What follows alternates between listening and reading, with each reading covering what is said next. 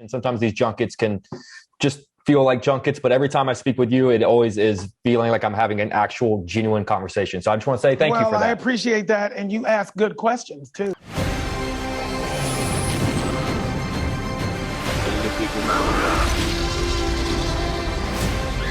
Where we're going, we don't need roads. Billy, good to see you again, my friend. How are you? I'm good. How are you, Jay? I'm doing so well. I'm sorry I'm not there in Toronto with you. I'm supposed to be there, but I got very sick this week. But Fox was kind enough to let me do this virtually. So I appreciate you taking the time. Yes, sir. I'm going to jump into this. I got 1,000 questions for you. This is a show that is obviously focused on authenticity, so much so that it's putting people in the director's chairs who know firsthand about certain topics. It's personal, and you're able to sort of bring your personal experience to the story. So I'm curious, by watching your episode of Accused, what are we in turn actually learning about Billy Porter? That's a good question. Our lead character, Kevin/Robin, our heroine / hero, is a drag artist, a drag performer. And she meets and falls in love with a Southie Boston closeted man. And ultimately, the episode is about shame and choosing to free ourselves from shame or not, and the consequences that come with that. I have lived as a Black, gay, queer, out, HIV positive man with a lot of shame. And I know what it feels like to free myself from most of it. It's an ongoing process. It's an evolution. It's a daily practice. And that's what this episode is about. And it's so great and magical that I get to be at the helm of telling these kinds of stories, because it's everything I've ever dreamed of. I have to tell you, between this episode and then Anything's Possible, I'm genuinely just so excited to see where you go as a director. And when a new director comes onto the scene, the first question that everyone always asks is like, what have you learned? What have you picked up from past experiences? So I kind of want to ask you the opposite. What have you had to unlearn? Bad habits you've seen in this industry, things you've witnessed firsthand, so much so that you had to say, yeah, that's not how it's going to be on my set. This is a tricky question. It's a tricky question for me to answer without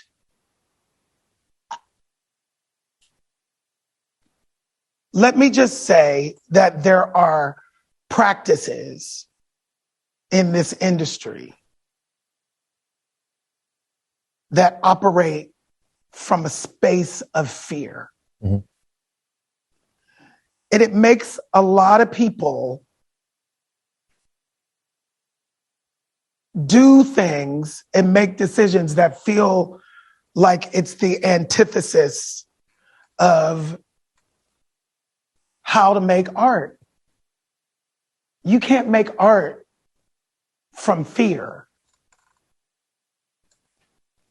That is the best and most respectful way that I can answer that question. I appreciate that. I don't want to offend anything or anybody. Sure. And there's a lot of fear in this business. Sure. A lot of fear. And sometimes it's hard to navigate. That's been, because I don't have any fear. So I don't know what that is. You know what I mean? Like, it's like I have compassion for it, but I don't know how to engage with creating art from fear. I don't, and I won't. So. No, I appreciate the honesty of that answer. I kind of want to expand on that. A director sets the tone on set. And you have always been a person of love and inclusion and diversity. You're one of my favorite people to speak with because we can have these kind of honest conversations. How have your personal styles and beliefs and just vibes translated into the kind of set you want to run? Because I'd imagine it's just an incredibly, I mean, you speak about fear. I'd imagine that your set is the kind of just sort of inclusive, loving set that most actors would dream of. Well, that's what they tell me. And that's my intention. And what I will say is to create a safe space for everybody involved is a lot easier than one may think. Mm-hmm.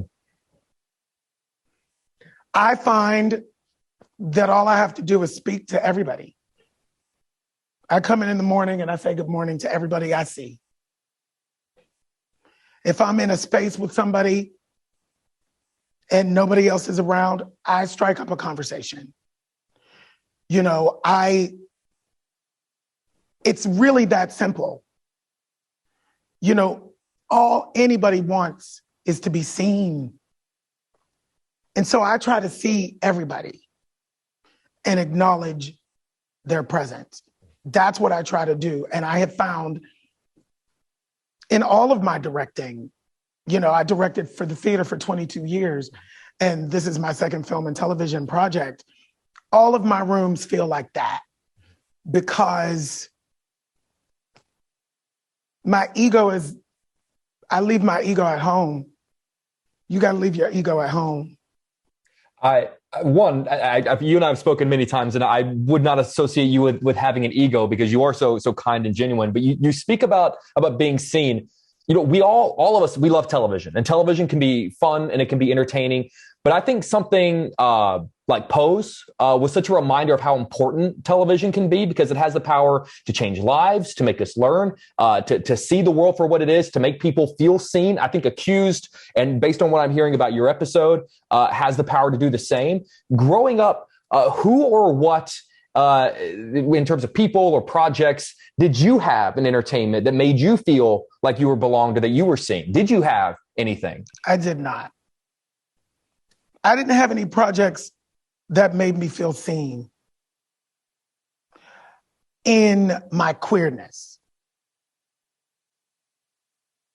There wasn't anything that made me feel seen as a queer Black man. There were a few things, you know, like Good Times, The Jeffersons, What's Happening, The Cosby Show. You know, there were spaces where I could see Black people, but it was very rare that if ever, that I can't remember seeing a Black queer anything, really. I can't remember, and that's a problem. Mm-hmm. That's a problem. I can't even remember. So I agree with you. It's really important.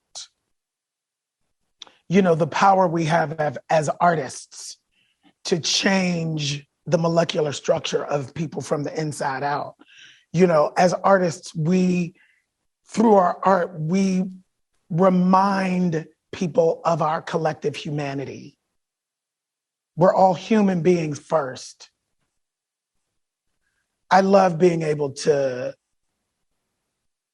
be in these spaces and be at the helm of telling stories that remind the world of that. And you absolutely are.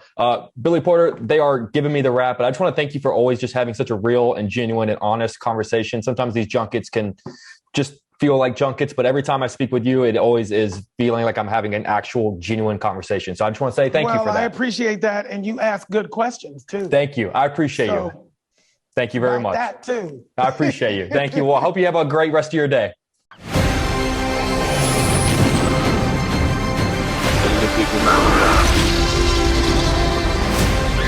Where we're going, we don't need roads.